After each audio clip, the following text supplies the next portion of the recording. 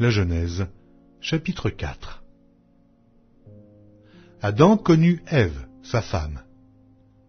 Elle conçut et enfanta Caïn, et elle dit, « J'ai formé un homme avec l'aide de l'Éternel. » Elle enfanta encore son frère Abel. Abel fut berger, et Caïn fut laboureur. Au bout de quelque temps, Caïn fit à l'Éternel une offrande des fruits de la terre, et Abel, de son côté, en fit une des premiers-nés de son troupeau et de leur graisse. L'Éternel porta un regard favorable sur Abel et sur son offrande, mais il ne porta pas un regard favorable sur Caïn et sur son offrande. Caïn fut très irrité, et son visage fut abattu. Et l'Éternel dit à Caïn, « Pourquoi es-tu irrité? Et pourquoi ton visage est-il abattu? Certainement, si tu agis bien, tu relèveras ton visage. Et si tu agis mal, le péché se couche à la porte, et ses désirs se portent vers toi. Mais toi, domine sur lui. » Cependant, Caïn adressa la parole à son frère Abel, mais, comme ils étaient dans les champs, Caïn se jeta sur son frère Abel et le tua. L'Éternel dit à Caïn, « Où est ton frère Abel ?» Il répondit, « Je ne sais pas, suis-je le gardien de mon frère ?» Et Dieu dit, « Qu'as-tu fait? La voix du sang de ton frère crie de la terre jusqu'à moi. Maintenant, tu seras maudit de la terre, qui a ouvert sa bouche pour recevoir de ta main le sang de ton frère. Quand tu cultiveras le sol, il ne te donnera plus sa richesse.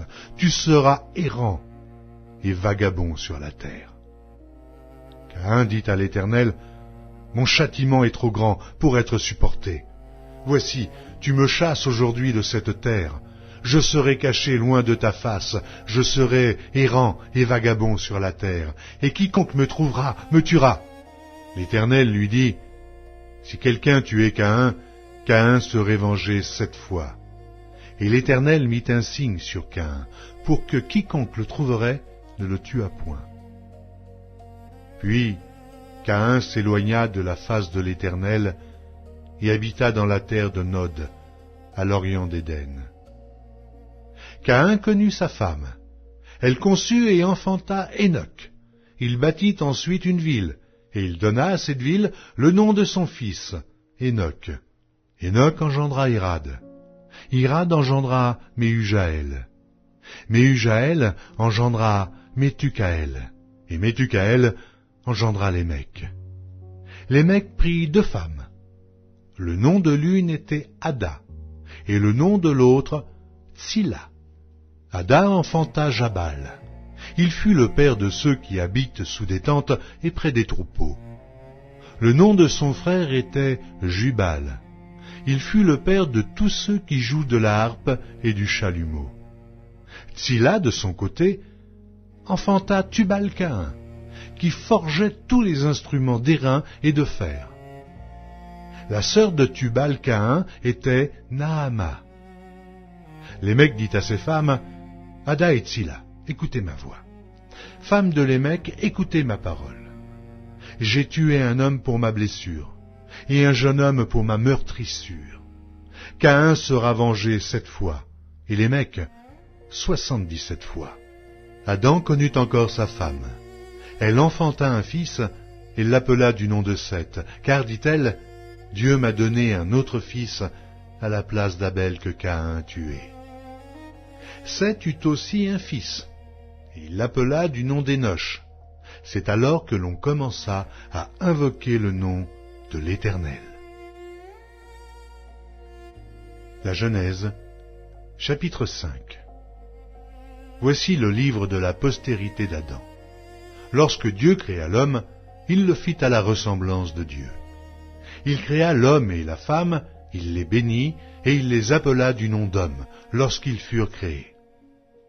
Adam, âgé de 130 ans, engendra un fils à sa ressemblance, selon son image, et il lui donna le nom de Seth.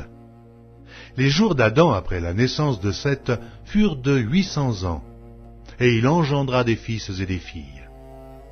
Tous les jours qu'Adam vécut furent de 930 ans, puis il mourut. Seth, âgé de 105 ans, engendra Énoch. Seth vécut après la naissance d'Énoch 807 ans, et il engendra des fils et des filles. Tous les jours de Seth furent de 912 ans, puis il mourut. Énoch, âgé de 90 ans, engendra Kénan. Énoch vécut après la naissance de Kénan 815 ans, et il engendra des fils et des filles. Tous les jours d'Énoch furent de 905 ans, puis il mourut. Kénan, âgé de 70 ans, engendra Mahalalel. Kénan vécut après la naissance de Mahalalel 840 ans, et il engendra des fils et des filles. Tous les jours de Kénan furent de 910 ans, puis il mourut. Mahalalel, âgé de 65 ans, engendra Jéred. Mahalalel vécut après la naissance de Jéred 830 ans, et il engendra des fils et des filles. Tous les jours de Mahalalel furent de 895 ans, puis il mourut. Jéred, âgé de 162 ans, engendra Énoch. Jéred vécut, après la naissance d'Énoch, 800 ans, et il engendra des fils et des filles. Tous les jours de Jéred furent de 962 ans, puis il mourut. Énoch, âgé de 65 ans, engendra Méthusélah. Énoch, après la naissance de Méthusélah, marcha avec Dieu 300 ans, et il engendra des fils et des filles. Tous les jours d'Énoch furent de 365 ans.